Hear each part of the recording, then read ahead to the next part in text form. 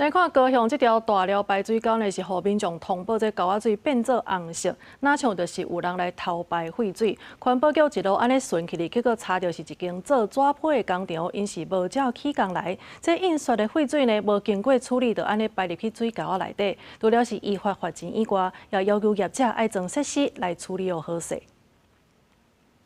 橡皮内底大寮排水，唔知去互啥物物件倒甲规条红记记。民众17下晡伫高雄大寮路附近看到安尼，感觉无对当，赶紧翕相通报高雄市环保局。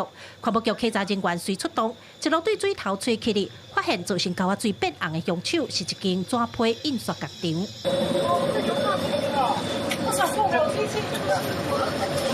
没有啦，那个我跟你讲，因为你看你的那个，要老回来了。纸器印刷工厂。 清洗油墨废水未经妥善处理，自排浑浊废水污染大寮排水，违反水务法30条规定，除裁处3万元至300万元罚款外，并要求加装废水处理设施。 业者无照起工处理油墨废水黑白排，环保局表示，进前拢无人反映，这是头摆接到检举。不过有民众私底下表示，这间工厂的废水定咧黑白道，化学味足重。记者18早起实际来到现场看，业者摕线打灯咧，甲红色的混汁抹掉。镜头右靠我咧甲看，其实工厂阁有油讲出来排水，花边毛蓝色的混汁。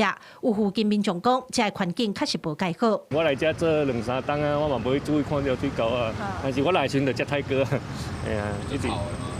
潮是还好啦，但是我感觉无介清气咧，就太高了。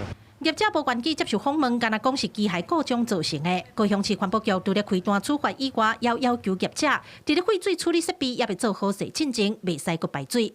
记者郭家祖、邱朝阳高雄场报道。